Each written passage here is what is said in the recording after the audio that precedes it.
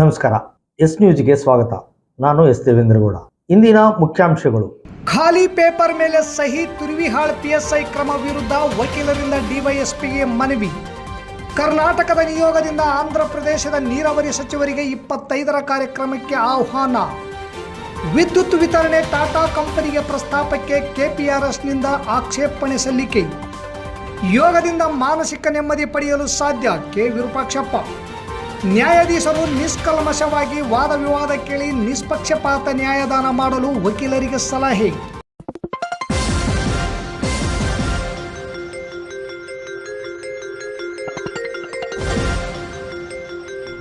S news, ಇದು ನಿಮ್ಮ ಧ್ವನಿ.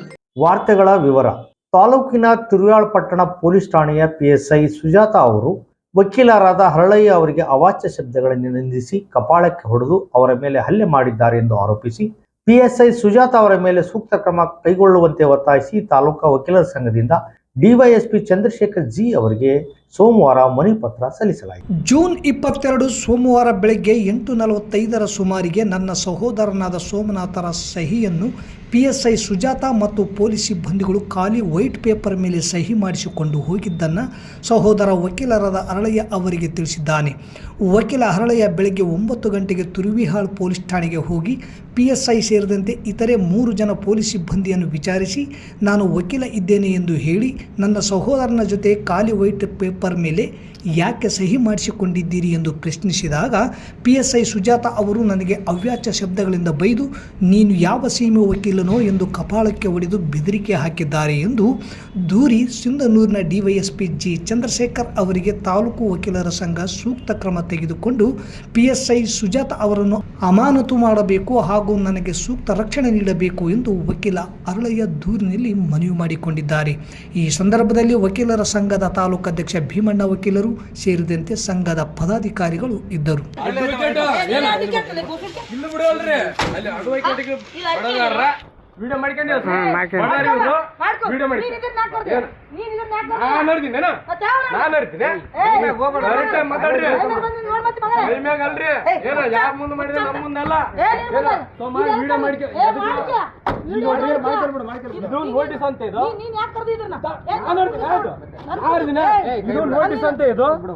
ಒಂದು ಅಕ್ಷರಲ್ಲಿ ಇದು ಸಹಿ ಮಾಡಿಸ್ಕೊಂಡಾರ, ಎದಕ್ ಸಹಿ ಮಾಡಿಸ್ಯಾರ ಅಂತ ಗೊತ್ತಾದ್ರೆ ಕೇಳಕ್ಕಂತಂದ್ರೆ ವಕೀಲರ ಮ್ಯಾಗ ಬಡ್ದಾರೆ ಏನ ಇದಕ್ಕೆ ಇವ್ರಿಬ್ರೆ ಸಾಕ್ಷಿ ಏನ ಈ ಪೊಲೀಸ್ ಸ್ಟೇಷನ್ ಸಾಕ್ಷಿ ವಿಡಿಯೋ ಮಾಡಿಕೆ ಆಯ್ತು ಹೋಗಲ್ರಿ ಓಸು ಹಿಡಿಕೆ ಅಂತ ಬೇದಾರ ಕರೆಕ್ಟ್ ಆಗಿ ನೀನ್ ಯಾಕೆ ಬೈಲಲ್ಲ ಬೈದಿ ನೀನು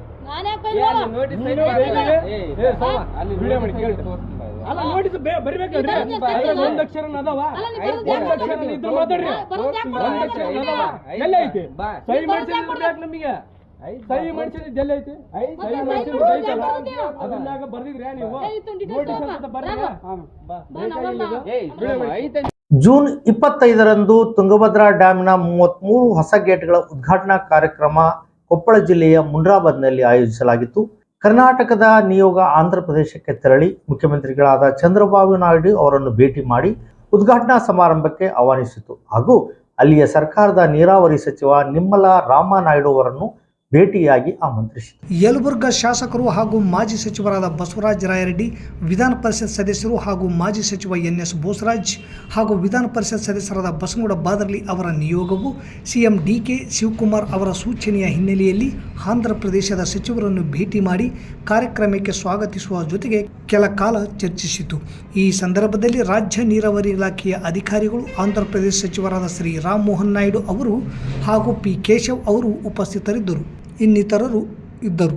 ವಿದ್ಯುತ್ ರಂಗವನ್ನು ಸಂಪೂರ್ಣವಾಗಿ ಖಾಸಗೀಕರಣ ಮಾಡುವ 4-5 ಏಕಸ್ವಾಮ್ಯ ಬಂಡವಾಳಗಾರರಿಗೆ ಕಂಪನಿಗಳ ಲಾಭಕ್ಕೆ ದೇಶದ ಒಟ್ಟಾರೆ ಹಿತಾಸಕ್ತಿಯನ್ನು ಪರಭಾರೆ ಮಾಡುವ ಜನವಿರೋಧಿ ವಿದ್ಯುತ್ ನೀತಿಯ ಭಾಗವಾಗಿ ದಿ ಟಾಟಾ ಪವರ್ ಕಂಪನಿಗೆ ರಾಜ್ಯ ವಿದ್ಯುತ್ ವಿತರಣಾ ವ್ಯವಸ್ಥೆಯನ್ನು ಕೊಡಲು ಯೋಜನೆ ರೂಪಿಸಲಾಗಿದೆ. ಈ ಹಿನ್ನೆಲೆಯಲ್ಲಿ ದಿ ಟಾಟಾ ಪವರ್ ಕಂಪನಿ ರಾಜ್ಯದ 19 ಜಿಲ್ಲೆಗಳ ವಿದ್ಯುತ್ ವಿತರಣೆಯ ಹಕ್ಕನ್ನು ಕೋರಿ ಕರ್ನಾಟಕ ವಿದ್ಯುತ್ ನಿಯಂತ್ರಣ ಆಯೋಗಕ್ಕೆ ಅರ್ಜಿ ಸಲ್ಲಿಸಿದೆ. ಈ ಟಾಟಾ ಪವರ್ ಕಂಪನಿ ರಾಜ್ಯದಲ್ಲಿ ವಿದ್ಯುತ್ ವಿತರಣೆ ಹಕ್ಕುಗಳನ್ನು ನೀಡದೆ ತಿರಸ್ಕರಿಸಬೇಕೆಂದು ಕರ್ನಾಟಕ ಪ್ರಾಂತ ರೈತ ಸಂಘ ತಾಲೂಕಾ ಸಮಿತಿ ಸರ್ಕಾರಕ್ಕೆ ಆಕ್ಷೇಪಣೆಯನ್ನು ಇಂದು ಸಲ್ಲಿಸಿತು. ಇಡೀ ದೇಶದಲ್ಲೇ ಅತ್ಯಂತ ಹೆಚ್ಚು ಕೃಷಿ ಹವಾಮಾನ ವೈವಿಧ್ಯಕ್ಕೆ ಹೆಸರಾಗಿರುವ ಕರ್ನಾಟಕ ರಾಜ್ಯವು ಹಲವು ಪ್ರಮುಖ ಬೆಳೆಗಳನ್ನು ಬೆಳೆಯುತ್ತಿದೆ. ಸುಮಾರು 40 ಲಕ್ಷಕ್ಕೂ ಹೆಚ್ಚು ಇರುವ ಕೃಷಿ ನೀರಾವರಿ ಪಂಪ್ ಸೆಟ್ಗಳನ್ನು ಆಶ್ರಯಿಸಿ ರೈತರು ಕೃಷಿ ನಡೆಸುತ್ತಿದ್ದಾರೆ. ಈ 19 ಜಿಲ್ಲೆಗಳು ಸರಾಸರಿಗಿಂತ ಹೆಚ್ಚು ಪಂಪ್ ಸೆಟ್ಗಳು ಇರುವ ಜಿಲ್ಲೆಗಳಾಗಿದ್ದು, ನೇರ ನಗದು ವರ್ಗಾವಣೆಗೆ ಹಾಗೂ ಸ್ಮಾರ್ಟ್ ಮೀಟರ್ ಅಳವಡಿಕೆಯಂತಹ ರೈತ ವಿರೋಧಿ ಕ್ರಮಗಳಿಗೆ ತುತ್ತಾಗಿ ಕ್ರಮೇಣ ರೈತಾಪಿ ವ್ಯವಸಾಯವೇ ಕೊನೆಯಾಗುವ ರಾಜ್ಯದ ಹಾಗೂ ದೇಶದ ಆಹಾರ ಭದ್ರತೆಗೆ ತೀವ್ರ ತೊಂದರೆ ಉಂಟಾಗುವ ಪರಿಸ್ಥಿತಿ ಉಂಟಾಗುತ್ತದೆ. ಖಾಸಗಿ ವಿದ್ಯುತ್ ವಿತರಣಾ ಕಂಪನಿಗಳು ಪ್ರತಿಯೊಂದು ವಿಭಾಗದ ಗ್ರಾಹಕರಿಂದಲೂ 16% ಲಾಭಾಂಶ ನಿರೀಕ್ಷಿಸುವುದರಿಂದ ಕೃಷಿ ನೀರಾವರಿ ಪಂಪ್ ಸೆಟ್ ರೈತರು ವಿದ್ಯುತ್ ಸೌಲಭ್ಯದಿಂದ ಹೊರಗುಳಿಯುವಂತಾಗುತ್ತದೆ. ಗೃಹ ಬಳಕೆದಾರರಲ್ಲಿ ದೊಡ್ಡ ವಿಭಾಗ BPL ಕುಟುಂಬ ಹಾಗೂ ಕೆಳ ಮಧ್ಯಮ ವರ್ಗದ ಕುಟುಂಬಗಳಿದ್ದು, ಗೃಹ ಜ್ಯೋತಿ ಯೋಜನೆ ಜಾರಿ ಮಾಡುತ್ತಿರುವ ಕೃಷಿ ಪಂಪ್ ಸೆಟ್ಗೆ ಸಬ್ಸಿಡಿ ಒದಗಿಸುತ್ತಿರುವ ರಾಜ್ಯ ಸರ್ಕಾರಕ್ಕೆ ಹೆಚ್ಚಿನ ಆರ್ಥಿಕ ಹೊರೆ ಒಂದು ಕಡೆ ಉಂಟಾದರೆ, ಇನ್ನೊಂದು ಕಡೆ ಗ್ರಾಹಕರು ರೈತರು ಹೆಚ್ಚಿನ ಹಣವನ್ನು ವಿದ್ಯುತ್ಗಾಗಿ ಖರ್ಚು ಮಾಡಬೇಕಾದ ದುಸ್ಥಿತಿಗೆ ಸಿಲುಕುತ್ತಾರೆ. ಈಗ ಸಾರ್ವಜನಿಕ ಸ್ವಾಮ್ಯದ ವಿದ್ಯುತ್ ವಿತರಣಾ ಕಂಪನಿಗಳು ವಿದ್ಯುತ್ ವಿತರಣಾ ಸೇವೆ ನೀಡುತ್ತಿರುವ ಕಂದಾಯ ಜಿಲ್ಲೆಗಳಲ್ಲಿ ಹೊಂದಿರುವ ಕಾಯಂ ಉದ್ಯೋಗಿಗಳಿಗೆ ಸರಿಸಮನಾದ ಸಂಖ್ಯೆಯಲ್ಲಿ ಖಾಸಗಿ ಟಾಟಾ ಪವರ್ ಕಂಪನಿ ಕಾಯಂ ಉದ್ಯೋಗಿಗಳನ್ನು ನೇಮಕ ಮಾಡಿಕೊಳ್ಳುವುದಿಲ್ಲ. ಅತಿ ಕಡಿಮೆ ಸಂಖ್ಯೆಯ ಇಂಜಿನಿಯರ್, ತಂತ್ರಜ್ಞರು, ನೌಕರರಿಂದ ಅತಿ ಹೆಚ್ಚು ದುಡಿಮೆಗೆ ಒಳಪಡಿಸಿ ಯಾವುದೇ ಕನಿಷ್ಠ ಕೂಲಿ ಭದ್ರತೆಯನ್ನು ಒದಗಿಸದೆ ನಿಕೃಷ್ಟವಾದ ದುಡಿಮೆ ಪರಿಸ್ಥಿತಿಯನ್ನು ನಿರ್ಮಿಸುತ್ತದೆ. ಈಗಾಗಲೇ ಸಾರ್ವಜನಿಕ ಸ್ವಾಮ್ಯದ ಕಂಪನಿಯಲ್ಲಿ ಇರುವ ಗುತ್ತಿಗೆ ಹಾಗೂ ಹೊರಗುತ್ತಿಗೆ ಮುಂತಾದ ಕಾರ್ಮಿಕ ವಿರೋಧಿ ಪದ್ಧತಿಗಳು ಖಾಸಗಿ ಕಂಪನಿಗಳಲ್ಲಿ ಸಾರ್ವತ್ರಿಕವಾಗಿ ಅನುಸರಿಸಲ್ಪಡುತ್ತವೆ. ಇಂತಹ ನಿಕೃಷ್ಟ ದುಡಿಮೆ ಪರಿಸ್ಥಿತಿ ವಿದ್ಯುತ್ ರಂಗದ ದಕ್ಷತೆ ಹಾಗೂ ಸೇವಾ ಗುಣಮಟ್ಟವನ್ನು ಮತ್ತಷ್ಟು ಹದಗೆಡಿಸುತ್ತವೆ.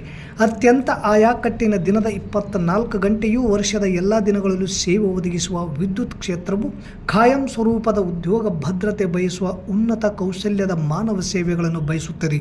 ಈ ಬಗ್ಗೆ ಟಾಟಾ ಪವರ್ ಕಂಪನಿ ತನ್ನ ಅರ್ಜಿಯಲ್ಲಿ ಯಾವುದೇ ಖಾತರಿ ನೀಡಿಲ್ಲ. ಮುಂಬೈ, ಅಜ್ಮೀರ್ ಮಹಾನಗರಗಳ ಕೆಲವು ಪ್ರದೇಶಗಳಲ್ಲಿ ಹಾಗೂ ದೆಹಲಿ ಮತ್ತು ಒರಿಸ್ಸಾ ರಾಜ್ಯಗಳಲ್ಲಿ ವಿದ್ಯುತ್ ವಿತರಣಾ ಕೆಲಸ ಮಾಡುತ್ತಿರುವ ಟಾಟಾ ಪವರ್ ಕಂಪನಿ ಸಾರ್ವಜನಿಕ ವಿತರಣಾ ಕಂಪನಿಗಳ ದಕ್ಷತೆ ಮತ್ತು ಸೇವಾ ಗುಣಮಟ್ಟಕ್ಕಿಂತ ಕಳಪೆ ಸೇವೆ ನೀಡುತ್ತಿದೆ ಎಂಬ ಹಲವಾರು ಟೀಕೆ ಹಾಗೂ ಆರೋಪಗಳನ್ನು ಎದುರಿಸುತ್ತಿದೆ.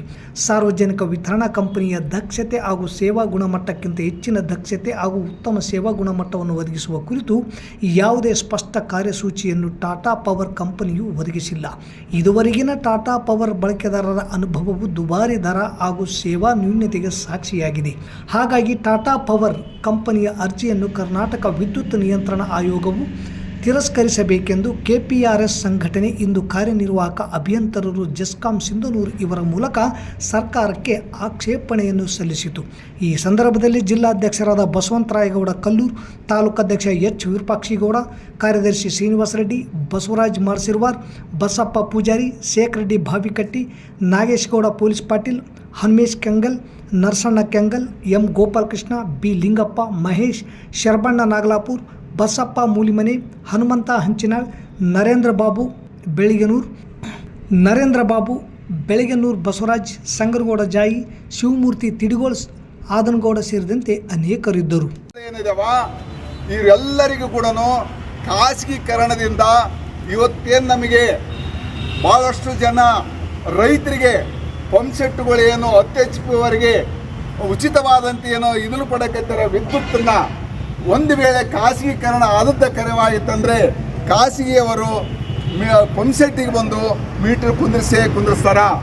ಅದೇ ರೀತಿಯಾಗಿ ನಮ್ಮ ರಾಜ್ಯದಲ್ಲಿ ನಮ್ಮ ದೇಶದಲ್ಲಿ ಇರ್ತಕ್ಕಂಥ ಬಡ ಜನರಿಗೆ ಯಾರು BPL ಕಾರಣವಾಗಿದ್ದಾರೋ ಅವರೆಲ್ಲರಿಗೂ ಕೂಡ ಕುಟೀರ ಜ್ಯೋತಿ, ಭಾಗ್ಯ ಜ್ಯೋತಿ ಬಡವರಿಗೆ ಫ್ರೀಯಾಗಿ ಸಿಗಬೇಕನ್ನುವಂಥದ್ದು ಏನು ನೀತಿ ಐತ್ಯಾ, ಈ ನೀತಿಯನ್ನು ಕೂಡ ಅವರು ತೆಗೆದಾಕ್ತಾರ. ಇದು ವಿದ್ಯುತ್ ಕಂಪ್ನಿ ಅವರು ಬಂದು ಹೇಳ್ತಾರ. ನೀವೆಲ್ಲ ಕೇಳಿರ್ಬೋದು, ನಮ್ಮದು ಸರ್ಕಾರದ BSNL ಕಂಪ್ನಿಯನ್ನು ಮುಚ್ಚಿದ್ರು, ಜಿಯೋ ಕಂಪ್ನಿಯನ್ನು ಸ್ಟಾರ್ಟ್ ಮಾಡಿದ್ರು ಮೊಬೈಲ್ ಒಳಗೆ ಏನು ಮಾಡಿದ್ರು ಅವರು, ಒಂದು 6 ತಿಂಗಳೋ ವರ್ಷನೋ ಕಂಪ್ಲೀಟ್ ಆಗಿ ಫ್ರೀ ಕೊಟ್ಟು ನಮ್ಮ ಸಿಂಧನೂರಲ್ಲಿ ಇರ್ತೀರಿ. ಮದುವೆಯಾಗಿ ಭಾಳ ವರ್ಷ ಆಯಿತು, ಆದರೆ ಮಕ್ಕಳಾಗಿಲ್ಲ ಅಂದರೆ ಈ ವಿಡಿಯೋ ಪೂರ್ತಿ ನೋಡಿ. ನನ್ನ ಹೆಸರು ಡಾಕ್ಟರ್ ಹೇಮಾ ಮಟ್ಟಿ ಅಂತ. ನಾನು ಇಲ್ಲಿಂದ ಫರ್ಟಿಲಿಟಿ ಕನ್ಸಲ್ಟೆಂಟ್. ನಿಮಗೆ ಬೆಂಗಳೂರಲ್ಲಿ ಸಿಗುವಂತ ಸರ್ವಿಸಸ್ ಈಗ ನಮ್ಮ ಸಿಂಧನೂರಲ್ಲಿ ಸಿಗ್ತಾ ಇದೆ. ಕಳೆದ 1 ವರ್ಷದಿಂದ ನಮ್ಮ ಸೆಂಟರ್ ಆರಂಭವಾಗಿದೆ. ಇವರ ಸೇವೆಗಳು ಏನೇನಂದ್ರೆ IUI ಮತ್ತು IVF fertility treatments, testing and advice for male infertility problem, pre and post pregnancy guidance and much more. ನೀವು ಇವ್ರ ಕಡೆನೇ ಟ್ರೀಟ್ಮೆಂಟ್ ಯಾಕೆ ಮಾಡ್ಕೋಬೇಕಂತ ಹೇಳಿದ್ರೆ ಇವ್ರ ಕಡೆ ಎಕ್ಸ್ಪೀರಿಯನ್ಸ್ ಮತ್ತೆ ಸ್ಪೆಷಲೈಸ್ಡ್ ಡಾಕ್ಟರ್ಸ್ ಇದ್ದಾರೆ, ಮಾಡರ್ನ್ ಫೆಸಿಲಿಟೀಸ್ ಇದೆ. ಬೆಂಗಳೂರಿನ ದೊಡ್ಡ ಹಾಸ್ಪಿಟಲ್ ಗೆ ಕಂಪೇರ್ ಮಾಡಿದ್ರೆ ಅಫೋರ್ಡಬಲ್ ಪ್ರೈಸ್ ಅಲ್ಲಿ ಟ್ರೀಟ್ಮೆಂಟ್ ಆಗುತ್ತೆ. ನನ್ನ ಪ್ರಕಾರ IVF ಮತ್ತೆ IUI ಟ್ರೀಟ್ಮೆಂಟ್ಸ್ ಅಲ್ಲಿ ಇವ್ರಕ್ಕಿಂತ ಬೆಸ್ಟ್ ಫೆಸಿಲಿಟಿ ನಮ್ಮ ಸಿಂಧನೂರಲ್ಲಿ ಯಾರು ಕೊಡೋದಿಲ್ಲ. ಲೊಕೇಶನ್ ಸಹನಾ ಹಾಸ್ಪಿಟಲ್ ಹಿಂದಗಡೆ ಆದರ್ಶ ಕಾಲೋನಿ, ಸಿಂಧನೂರು.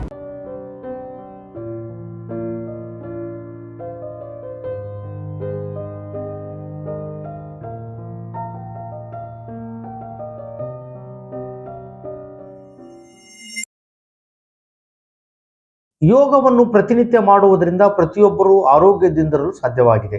ಈ ಯೋಗದಿಂದ ಕೇವಲ ದೈಹಿಕ ವ್ಯಾಯಾಮ ಅಷ್ಟೇ ಅಲ್ಲದೆ ನಮ್ಮ ಭಾವನಾತ್ಮಕ ಮಾನಸಿಕ ಏಳಿಗೆ ಕಾರಣವಾಗುತ್ತದೆ. ಉತ್ತಮ ಆರೋಗ್ಯಕ್ಕಾಗಿ ಯೋಗ ಅಭ್ಯಾಸ ಮಾಡೋಣ ಎಂದು ಮಾಜಿ ಸಂಸದ ಕೆ ವಿರೂಪಾಕ್ಷಪ್ಪ ಹೇಳಿದರು. ವಿಶ್ವ ಯೋಗ ದಿನಾಚರಣೆ ಪ್ರಯುಕ್ತ ಕುಷ್ಟಗಿ ರಸ್ತೆಯ ಕನಕದ ಶಿಕ್ಷಣ ಸಂಸ್ಥೆಯಲ್ಲಿ ವಿದ್ಯಾರ್ಥಿಗಳ ಜೊತೆಗೆ ಯೋಗ ದಿನಾಚರಣೆ ಭಾಗವಹಿಸಿದ ಮಾಜಿ ಸಂಸದ ಕೆ ವಿರೂಪಾಕ್ಷಪ್ಪ ಅವರು ಯೋಗಾಭ್ಯಾಸದ ನಂತರ ಮಾತನಾಡಿದ ಅವರು, ಭಾರತ ದೇಶದಲ್ಲಿ ಯೋಗವು ಅತ್ಯುನ್ನತ ಸ್ಥಾನ ಪಡೆದಿದೆ. ಈ ಯೋಗಾಭ್ಯಾಸ ದೇಶ ವಿದೇಶಗಳಲ್ಲಿ ಪ್ರಸಿದ್ಧಿ ಪಡೆದಿದೆ. ಬಹಳಷ್ಟು ವರ್ಷಗಳಿಂದ ಯೋಗವನ್ನು ಆಚರಿಸುತ್ತಾ ಬಂದಿದ್ದೇವೆ. ಯೋಗದಿಂದ ಮಾನಸಿಕ ನೆಮ್ಮದಿ ಪಡೆಯಲು ಸಾಧ್ಯ ಎಂದರು. ಕನಕದ ಶಿಕ್ಷಣ ಸಂಸ್ಥೆಯ ಸಂಸ್ಥಾಪಕ ಹಾಗೂ ಅಧ್ಯಕ್ಷರಾದ ಕೆ ವಿರೂಪಾಕ್ಷಪ್ಪನವರು ವಿದ್ಯಾರ್ಥಿಗಳ ಜೊತೆಗೆ ವಿಶ್ವ ಯೋಗ ದಿನಾಚರಣೆ ಆಚರಿಸಿ ಯೋಗ ಮಾಡಿದರು. ಈ ವೇಳೆ ಸಂಸ್ಥೆಯ ಆಡಳಿತಾಧಿಕಾರಿ ಎಂ ದೊಡ್ಡಬಸವರಾಜ್, ಹಿರಿಯ ನಿವೃತ್ತ ಶಿಕ್ಷಕ ಬೀರಪ್ಪ ಸಂಬೋಜಿ, ಯೋಗ ಗುರು ಎಂ ಭಾಸ್ಕರ್, ದೈಹಿಕ ಶಿಕ್ಷಕ ಆಂಜನೇಯ ಸೇರಿದಂತೆ ವಿದ್ಯಾರ್ಥಿಗಳು ಕೂಡ ಭಾಗವಹಿಸಿದ್ದರು. ನ್ಯಾಯಾಧೀಶರು ನಿಷ್ಕಲ್ಮಶವಾಗಿ ವಾದ ವಿವಾದಗಳನ್ನು ಕೇಳಿ ನಿಷ್ಪಕ್ಷಪಾತವಾಗಿ ನ್ಯಾಯದಾನ ಮಾಡಬೇಕೆಂದು ರಾಯಚೂರು ಜಿಲ್ಲಾ ಪ್ರಧಾನ ಮತ್ತು ಸತ್ರ ನ್ಯಾಯಾಧೀಶ ಮಾರುತಿ ಭಾಗ್ಡೆ ಹೇಳಿದರು. ಅವರು ವಕೀಲರ ಸಂಘದ ವತಿಯಿಂದ ಭಾನುವಾರ ಹಮ್ಮಿಕೊಂಡಿದ್ದ ಬೀಳ್ಕೊಡೆ ಸಮಾರಂಭದ ಸನ್ಮಾನ ಸ್ವೀಕರಿಸಿ ಮಾತನಾಡಿದರು. ಸಾಮಾನ್ಯ ಜನರಿಗೆ ನ್ಯಾಯಾಲಯಗಳ ಬಗ್ಗೆ ಅಪಾರ ಗೌರವವಿದೆ. ಅದಕ್ಕಾಗಿ ನ್ಯಾಯಾಲಯಗಳನ್ನು ಜನತೆ ಗೌರವಿಸುತ್ತಾರೆ. ಜೊತೆಗೆ ನ್ಯಾಯ ಮಂದಿರವೆಂದು ಕರೆಯುತ್ತಾರೆ. ನ್ಯಾಯಾಧೀಶರು, ವಕೀಲರು, ಸಿಬ್ಬಂದಿ ವರ್ಗದವರು ಎಲ್ಲರೂ ನ್ಯಾಯದಾನಕ್ಕೆ ಶ್ರಮಿಸಬೇಕು. ವಕೀಲರು ಅನ್ನ ಕೊಡುವ ಕಕ್ಷಿದಾರರಿಗೆ ಹಾಗೂ ನ್ಯಾಯಾಧೀಶರು ಸಂಬಳ ಕೊಡುವ ಸರ್ಕಾರಕ್ಕೆ ಎಂದೂ ದ್ರೋಹ ಮಾಡದಂತೆ ಕಾರ್ಯನಿರ್ವಹಿಸಬೇಕು ಎಂದು ಸಲಹೆ ನೀಡಿದರು. ರಾಯಚೂರು ಜಿಲ್ಲಾ ನ್ಯಾಯಾಧೀಶರಾಗಿ ವರ್ಗಾವಣೆಗೊಂಡಿರುವ BB ಜಕಾತಿಯವರು ಮಾತನಾಡಿ, ತಾವು 3 ವರ್ಷಗಳ ಕಾಲ ಸಿಂಧನೂರಿನಲ್ಲಿ ಉತ್ತಮವಾಗಿ ಕೆಲಸ ನಿರ್ವಹಿಸಿದ ತೃಪ್ತಿ ಇದೆ. ಆತ್ಮಸಾಕ್ಷಿಗೆ ಅನುಗುಣವಾಗಿ ನಾನು ತೀರ್ಪುಗಳನ್ನು ಕೊಟ್ಟಿದ್ದೇನೆ.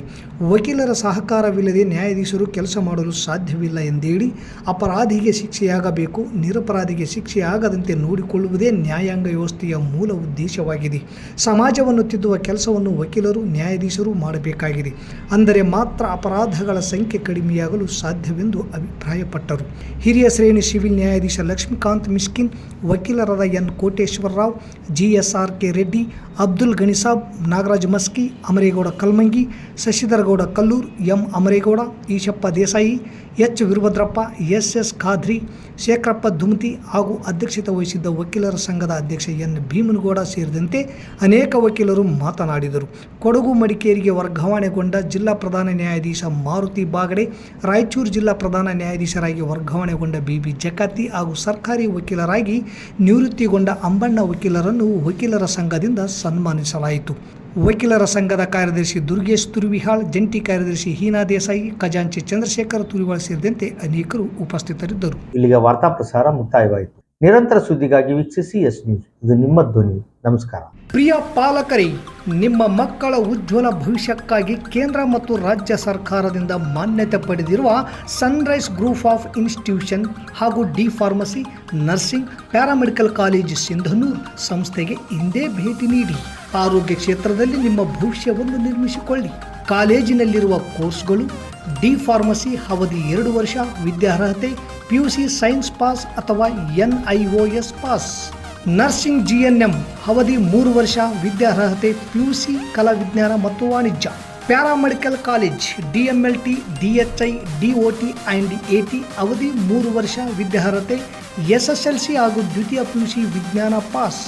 ಈ ಸಂಸ್ಥೆಯ ವಿಶೇಷತೆಗಳು: ಅನುಭವಿ ಹಾಗೂ ನುರಿತ ಉಪನ್ಯಾಸಕರಿಂದ ಬೋಧನೆ, ವಿದ್ಯಾರ್ಥಿಗಳಿಗೆ ಪ್ರಾಯೋಗಿಕ ಹಾಗೂ ವೈದ್ಯಕೀಯ ಕಲಿಕಾ ಅನುಭವವನ್ನು ಹೆಚ್ಚಿಸುವ ಉದ್ದೇಶದಿಂದ ಸಿಂಧನೂರು ಪಟ್ಟಣದ ವಿವಿಧ ಆಸ್ಪತ್ರೆಗಳಲ್ಲಿ ವೈದ್ಯರು ಮತ್ತು ಹಿರಿಯ ನರ್ಸ್ಗಳ ಮಾರ್ಗದರ್ಶನದಲ್ಲಿ ಪ್ರಾಯೋಗಿಕ ಕಲಿಕೆ.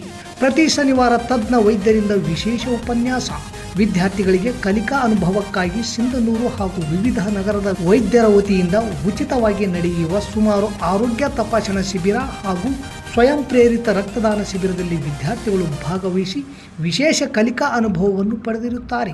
ಸಮಾಜದಲ್ಲಿ ಆರೋಗ್ಯದ ಅರಿವು ಮೂಡಿಸುವ ಉದ್ದೇಶದಿಂದ ವಿದ್ಯಾರ್ಥಿಗಳ ಸಹಭಾಗಿತ್ವದಲ್ಲಿ ವಿವಿಧ ಆರೋಗ್ಯ ಜಾಗೃತಿ, ಆರೋಗ್ಯ ಜಾಥಾ ಕಾರ್ಯಕ್ರಮಗಳು ಹಾಗೂ ಆರೋಗ್ಯ ಶಿಕ್ಷಣ ಚಟುವಟಿಕೆಗಳನ್ನು ಹಮ್ಮಿಕೊಳ್ಳಲಾಗುತ್ತದೆ. ಪರಿಸರ ಸ್ವಚ್ಛತೆ ಮತ್ತು ಆರೋಗ್ಯಕರ ಜೀವನ ಶೈಲಿಯ ಕುರಿತು ಜನರಲ್ಲಿ ಅರಿವು ಮೂಡಿಸಲಾಗುತ್ತದೆ. ಸುಸಜ್ಜಿತ ಕಟ್ಟಡಗಳು, ಸ್ಮಾರ್ಟ್ ಕ್ಲಾಸಸ್, ಆಧುನಿಕ ಲ್ಯಾಬ್ ಸೌಲಭ್ಯಗಳು ಹಾಗೂ ಪ್ರಾಯೋಗಿಕ ತರಬೇತಿ ವ್ಯವಸ್ಥೆ, ವಿದ್ಯಾರ್ಥಿಗಳ ಸುರಕ್ಷತೆಗಾಗಿ ಸಿಸಿ ಕ್ಯಾಮೆರಾ ಅಳವಡಿಸಲಾಗಿದೆ. ವಿದ್ಯಾರ್ಥಿಗಳಿಗೆ ವಿವಿಧ ಖಾಸಗಿ ಆಸ್ಪತ್ರೆಗಳು ಹಾಗೂ ವಿವಿಧ ಫಾರ್ಮಾ ಕಂಪನಿಗಳ ಸಹಯೋಗದಲ್ಲಿ ಕ್ಯಾಂಪಸ್ ಸಂದರ್ಶನದ ಮೂಲಕ ನೇರ ಉದ್ಯೋಗದ ಅವಕಾಶವನ್ನು ಕಲ್ಪಿಸಲಾಗುತ್ತದೆ. ಪ್ರವೇಶಕ್ಕಾಗಿ ಹಿಂದೆ ಸಂಪರ್ಕಿಸಿ. ಇರ್ಫಾನ್ ಕೆ, ಅಧ್ಯಕ್ಷರು, sunrise D pharmacy nursing paramedical college, Vasavi Kalyana ಮಂಟಪದ ಮುಂಭಾಗ, PWD ಕ್ಯಾಂಪ್, ರಾಯಚೂರು ರಸ್ತೆ, ಸಿಂಧನೂರು. Mobile number 8197143588, 8904242655, 90367313885.